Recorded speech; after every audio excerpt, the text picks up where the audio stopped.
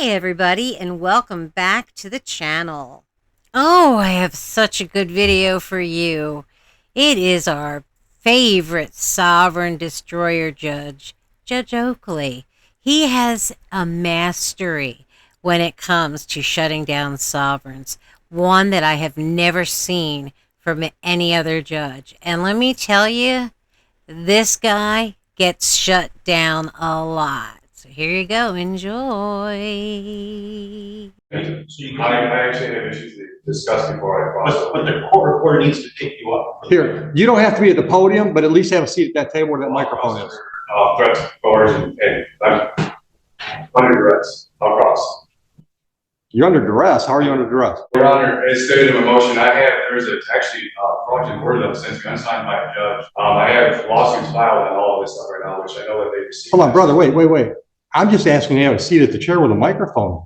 Oh, I understand that. I'll do it. Okay. The front check. That's fine. Just make sure you're talking to the microphone. Absolutely. Okay. All right, you can sit down. Okay. So I think this is your motion to dismiss, right? Yes, I have a few in there that I've been repeatedly trying to be dismissed. Which one do you want to start with first? Well, the recent one I filed, the motion to reject swearing in and all that, based off the fact that, like I said, I was sent a default motion that I don't know how it even got signed past it, but it was never signed or anything. I was also defaulted out the fact that there was a citation. I never even presented a court appearance. Okay, hold on. You're giving me too many issues. You're talking about swearing in. You're talking about a default judgment. Just pick one issue. We're going to deal with them one at a time. So what do you want to deal with first? Well, my main motion. Well, yeah, the default. Okay, so was that on the civil infraction, failed to disclose the CPL? I suppose that's what it was under, yes.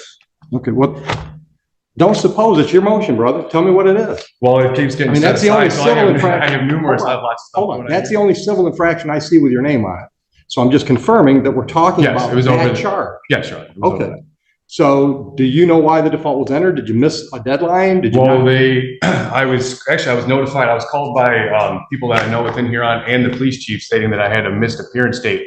I never had an appearance date scheduled, but I went back looking at the citation. There was no date, and actually how fast it got issued raises real concerns to me. And then once I received the default in the order. Hold on. Let's take one thing at a time.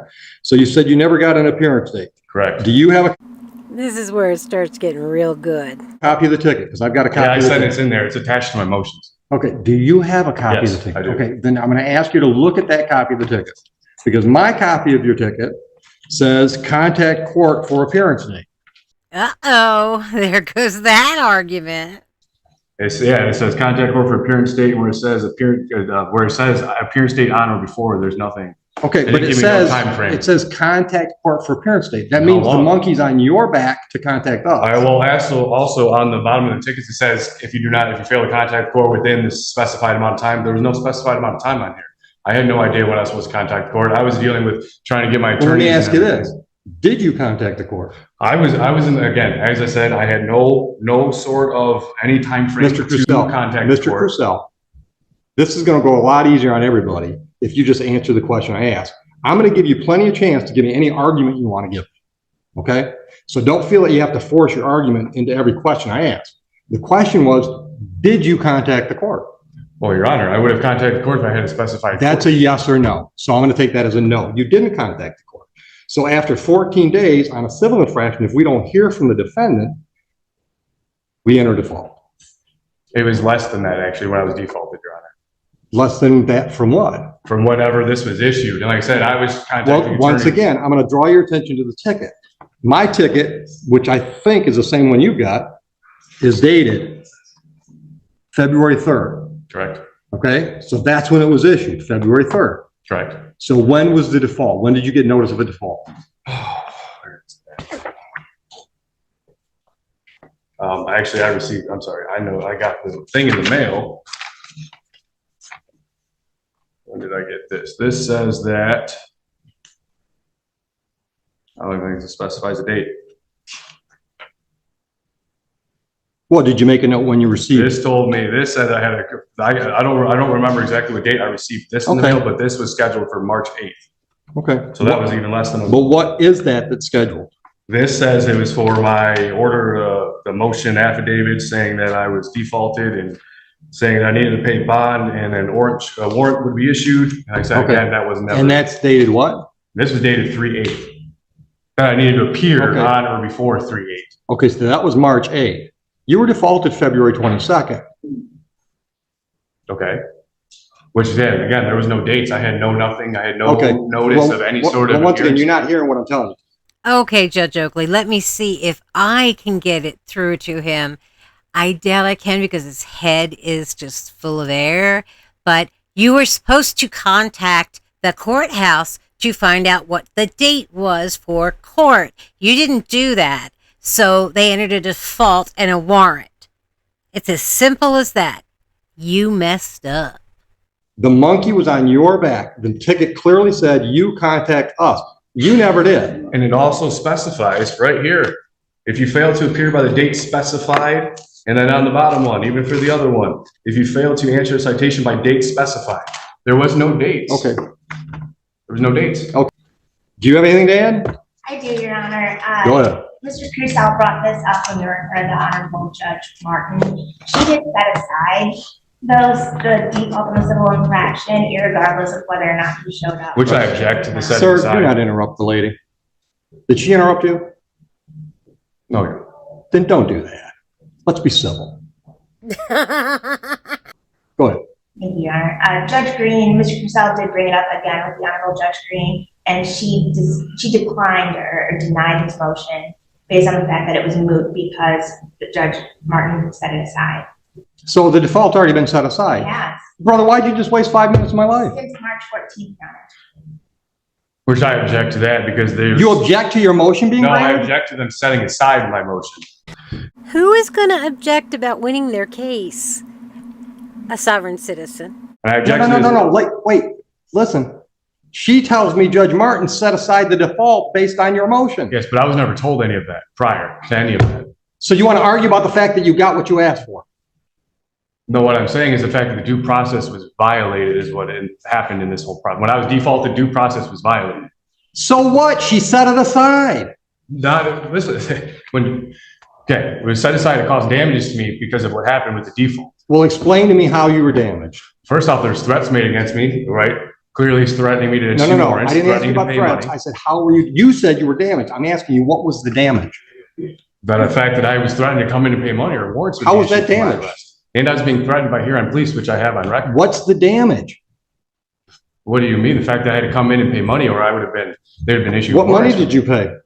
Huh? What money did you pay? $280. I had the receipt and everything. It was all attached to my motions. They just keep trying to set it aside. And Judge Green never said a word to me about any of that. It's been set aside. Counsel just said, Judge Martin set aside the default. So what that means is procedurally, it's like it's a brand new file. Understood? Yeah, but that's especially now with the new Chevron overlay, that's just saying that she's just trying to set it aside, that there's no issues. She didn't try to set it aside. She sat it But she aside. can't. All right, what kind of person argues the fact that they got what they wanted and they're still arguing about it? It's insane. These sovereigns are insane. She can't just set my rights aside. She's not setting your rights aside. She set a default aside because you asked her to. Well, so if it's set aside, then the money should be returned, correct? Well, I don't know. Did she address the money? No, she never did. No one did. I Sir, extended my motions. Sir, I'm going to hold you in contempt the next time you cut her off. The first contempt, $100. The second contempt, a day in jail. Are we clear on the ground rules for my courtroom? Is that a yes for the Yes, Your record? Honor. Okay. I'm giving you all the time you need to talk. Don't talk over her. Okay, I understand. I'm sorry. There's just been a lot that's been going on with this. And I'm the first time I'm seeing it, so I'm trying to get to the bottom of it. You're right.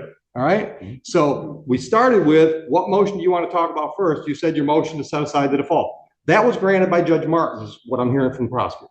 So that motion's done. Would you agree? As long as my money gets returned, then I guess it's taken At care some of. point, trust me, your money will either get applied or returned. Next motion you want to talk about. The dismissal based off the fundamental violations of my fundamental rights and due process. Okay, well, tell me more. Okay. Do you have, hold on, let me just cut to the chase. Do you have more than just the fact that you think you have a right to travel? Yes, Your Honor. Actually, That's denied. I'll just cut to the chase. That's denied. I don't buy into that argument. Now, you can appeal that decision to the circuit court. You understand how that works? District court decisions you can appeal. Absolutely. Okay, hold on. I've denied that motion. We're not going to talk about that motion because I've denied it based on your argument that you have a right to travel and don't need a license. Is there anything else you want to hang your hat on for dismissal? Well, I do object to the setting aside of my motion, Your Honor. I'm not setting aside your motion. I'm denying your motion. Well, denying, I object to the You denying. can't object. You can appeal. Okay. Well, I'm just letting you know, I'm stating for the record that I am objecting to your denial of my appeal. That's fine. Okay. Circuit court judges have bills to pay too, right? So you appeal me to the circuit court. Do you have any other argument why these cases should be dismissed? Yes, absolutely. Well, honestly, Your Honor, like I said, I even have lawsuits. They've received my lawsuits to the Huron Township Police Department overall. Hold on. I don't know anything about lawsuit. How would you suing the township work as a reason to dismiss these charges? Because the initial traffic stop and everything was an unlawful stop from the get. Okay, but that's got nothing to do with your lawsuit. That might be the basis of your lawsuit. So you want to talk about whether or not there was a valid reason for a stop? Absolutely. Then make the argument. Your Honor, so prior to me being pulled over by this officer, I was actually in contact with several law enforcement officers that are friends, and actually two that are currently working within Huron that had confirmed I had every lawful right to be doing what I was doing. The one even pulled up to me and my wife at a gas station and in town, and we had, or in Sibley and Middlebelt, right near actually where I got pulled over, and we had discussed it and talked about it and went on about our day, and this was all prior to this incident. I had two other interactions with this officer where I had specifically told him, I've already been confirmed and doing lawful, I'm well within my lawful rights. I have it documented. You need to go talk to the sergeant that I've been talking to and a couple other buddies, right? I gave him that opportunity. It was shortly after that. And I had that confirmation well prior to me even being pulled over. Okay. So then, this officer seen me leaving my house, pulling off my dead end dirt road, proceeded. Like I said, I even told him, I've already had this, I've already addressed this. You need to go talk to the sergeant. Right. Chose not to. Pulled me over, walked up, just started demanding ID and everything from me, and wouldn't identify himself, none of that good stuff. And then now this is where it's all led to. And I informed him, I have body cams, I have my own recording. Like I said, I have a lot. Okay, but you started out by saying you wanted this dismissed because there was not probable cause for the stop. Correct. Okay. And then you went on to tell me how there was obviously a difference in opinion within the department about whether or not what you were doing was legal or not. Well, I is that a fair summation? What was that? Is that a fair summation of what you just said? Some of the officers that you talked to said you could do that, and obviously the officers who wrote you the ticket didn't think you could. Correct. Okay, so that's a difference of opinion there, which has very little, if anything, to do with the probable cause for the stop. So I'm going to let the prosecutor explain her position on probable cause. Absolutely. Go ahead. Your Honor, defendant is requesting this court dismiss the case because of the accusation that operating an ORV on the roadway constitutes a blatant violation of his First Amendment rights and an improper attempt to regulate his constitutional freedom. Okay, I think ORV means off-road vehicle. And what in the world does that have to do with his First Amendment rights? In his most recent motion, he does accurately cite Terry v. Ohio as controlling. This was plainly a Terry stop. Well, hold on. His argument is there was no reason for the stop. He does cite Terry v. Ohio in his newest motion. Okay. Because people submit that the investigatory stop exception in Terry v. Ohio controls the validity of the traffic stop. An officer may stop and briefly detain a person on the basis of a reasonable suspicion that criminal activity is afoot. Defendant claims that he was stopped without legal justification. Rather, defendant was stopped for operating an ORV on the roadway in violation of MCL 324.81122 as adopted by Huron Township Ordinance. Pursuant to the United States v. Ferguson, so long as the officer has probable cause to believe that a traffic violation has occurred or was occurring, on authority, the resulting stop is not unlawful and does not violate the Fourth Amendment. On authority of state law and township ordinance, a person shall not operate an ORV which is not registered upon a public highway, street, or right-of-way. On the date and time of the offense, the defendant operated an ORV which was not registered, specifically an ATV on Middlebelt Road, a public highway in Huron Township. Additionally, during the course of the investigatory stop, defendant failed to provide a valid driver's license and failed to immediately disclose that he was a valid CPL holder and carrying a firearm, which is why he was cited. All right. Which So I object to the hold on. All right. So the one misdemeanor is operate the ORV on the roadway, and the other one is fail to display a valid license. Okay. All right. So that's her response to your argument. They didn't have probable cause. What's your reply to her response? Well, I object to her terms of operate. There's no evidence that I was operating anything. Okay, let me stop you. I killed that when I said the whole traveling thing doesn't go anywhere with me. Operating and traveling, as you define operating, or as you define traveling, we define it operating. So hold on, I've already ruled on that issue. You can appeal that decision to the circuit court. We're not going to plow that field again. Ha ha! Traveling? You're out of here. So now we're talking about probable cause. What I just heard was the township has an ordinance that says nobody can operate an ORV on a roadway. Would you agree that's an ordinance in the township? Your Honor, I may agree. Yes or no? Mr. Yes, I agree with that. Okay, stop. If that's a valid argument or ordinance, and when I say valid, I don't mean if it's constitutional, if it's, stood the test of a challenge. I mean, if it's on the books, all right?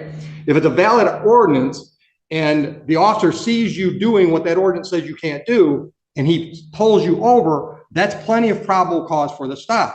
So your motion to dismiss for lack of probable cause is also denied. Oh, I just love Judge Oakley. He has mastered the art of dealing with the sovereign citizen. All judges should have to watch his destruction of the sovereign citizen argument. Do you need me to clarify that ruling for your appeal reasons? Yes, actually, because Your Honor, I object to What the do fact you that not it's calling it understand? an Sir, ORV. your objections mean shit to me, okay? I don't care what you're objecting to. I don't expect people to like every decision I make. That's why there's an appellate process. So you keep saying, I object, I object, I object. I don't care, all right? It's not helpful for today's process. My decision to deny your motion to dismiss based on lack of probable cause is because there was probable cause, because there was a clear ordinance on the books that the officer thought you were violating. That gives the officer a reason to stop you. Do you have any other reasons why you think these matters should be dismissed today? Yes, absolutely. First off, they're trying to label my private property as an ORV. It was not an ORV, and it's not even technically an ORV. If you look up the definition of ORV, it is not an ORV. If you look up the definition of automobile or vehicle or any of that sense, that's what it falls under. It does not fall under an ORV. They're just trying to label it as an ORV is what is happening. Okay. That seems like that would be an issue for trial for you to testify, maybe me to see some photographs, maybe the officer to testify, and then I'll decide whether or not it meets the definitions of the statutes. Would you agree with me? Because that seems like a triable issue. I suppose, yes. Okay, well, this isn't the trial. Well, I understand. I don't think it's scheduled for trial. Right, this is just motion. All right. Any other issues that you want to hang your hat on as why it should be dismissed? It being these files. Like I said, from the beginning, it's like the officer had already been notified 2 times prior to this that what I was doing was lawful, that what I was doing was not an ORV, which I had stated to him. But that's witness to that as well. Purcell, with respect, that's all your opinion. Obviously, the officer had a different opinion about all those things. Well, right? The officer chose to retaliate against me is what happened, Your Honor. Which I have the evidence and I have witnesses going on. Or he had a difference of opinion about whether or not you were driving an ORV. Or just didn't understand the laws. That the could be actual too. wording. At trial. Well, honestly, at the trial, I'd request a jury trial, which is guaranteed. Well, you can't get a jury trial on the civil infraction, but you can certainly get a jury trial on the misdemeanors. Absolutely. Okay. Do you have anything else to be discussed today on motion day? Well, yeah, as far as the disclosed CPL, like I said, I have, again, stating I have the body cams and I have my own recording. But sir, stop. That's going to be an issue at your formal hearing, whether or not you violated that civil infraction. Once again, I got to have evidence, right? I got to take testimony. I'm going to hear from you. I'm going to hear from the officer that wrote the ticket. And then I'm going to decide at formal hearing whether or not what you did was reasonable or not reasonable. But today's just motion day. Today's not the trial. No testimony is being taken. Oh, I understand that. Okay. Anything else today? Well, I guess that's no, but like I said, again, for the record, I do object to moving forward. I do object to anything moving forward from this point. File your appeal. No, that's fine. I will. File your appeal. I'm going to. That's fine. Okay. All right. Now, the 200, let's get back to the $280. We'll talk about a jury trial date. Are you going to represent yourself at a jury trial? Yes, Your Honor.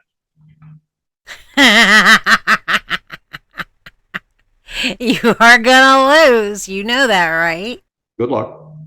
All right, now, Mr. Crusoe, I'm going to strongly suggest that you get an attorney involved in this. And we've got court-appointed attorneys that will be happy to talk to you from this standpoint. I'm not taking you to law school on the jury trial day. I'm going to assume and treat you accordingly that you know the rules of the game. I understand, Your Honor. You don't. Oh, You might say that. You don't understand the rules. I do. Okay? How many jury trials have you had? None, but I have all the evidence. How many jury trials have you had? Your Honor, none, but I have all the evidence. The evidence isn't the rules. There are a lot of procedural rules that will trip you up if you don't know what you're up against, and you don't.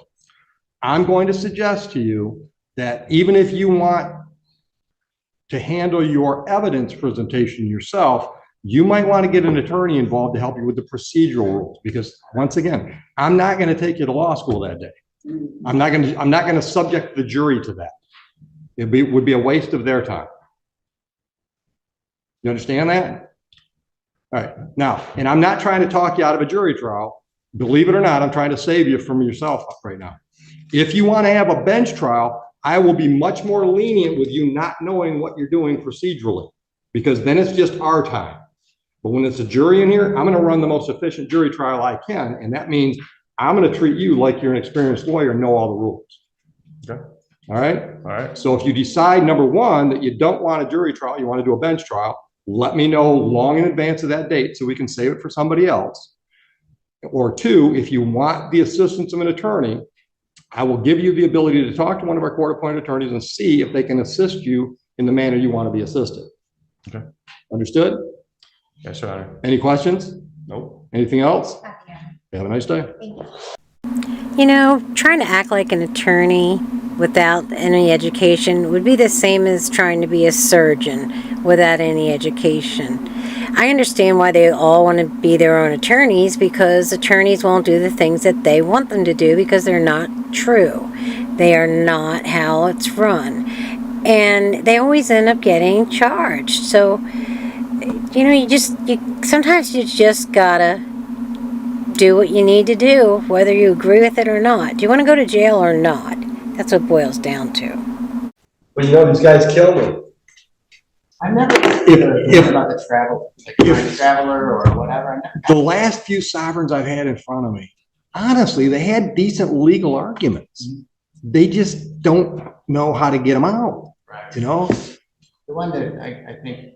Not that the traveling's a good argument. I heard half of it. Yeah. You said like whatever he was driving under the definition wasn't like an ATV. So that might be a good That argument. might be- that might be Yeah, fine. you know, there's a lot of stuff out there that's like hybrid stuff that since all those ordinances and statutes were written, so there could be something that falls through the cracks. Yeah, absolutely. But he's not going to get anywhere with his vitriol. No, what is the weird thing? What is the trap? I don't understand that. It goes way back when we traveled, you know, I know this. without machines. We have a constitutional right to travel. Is it some kind of like? That's what they're using. They're saying I've got a constitutional right to travel, and you can't restrict my right to travel by making me have a driver's license. Well, Judge, what they've done is they've taken a couple Supreme Court cases where people have argued this traveling nonsense, which has nothing to do with driving at all. Traveling means you are free to move between the states without papers and two other similar things. But they take these Supreme Court hearings that people have lost to say the Supreme Court ruled on this. It's just stupid. And honestly, my memory stinks, but one of the first things I remember learning in driver's education was, like, day one, driving is a privilege granted by the state of Michigan. It's not a right. Right. We'll take that privilege away if you break the rules. Right. It seems like pretty Yeah. Well, and that's what I try to shut them off. It's like, look, I don't buy that argument. I'm going to deny your argument, but go ahead, appeal me. And that, my friends, is how you shut down a sovereign. I love Judge Oakley so much. He is so good dealing with sovereigns. It's like he's got a mastery of it. I hope you enjoyed the video, and I do want to remind you that we are very, very close to 10K. So if you haven't subscribed yet, please do. And I also want to say thank you to all the other under 10K people that have subscribed and have been here for a long time. Thank you all so, so much. Oh, Violet and I love you guys so much. We thank all of you for your support. And please remember to subscribe, hit that like button, and that little bell. That really, really helps. And it makes Violet feel all warm and snuggly. All right, until we see you on the next one, we're just going to have to say goodbye.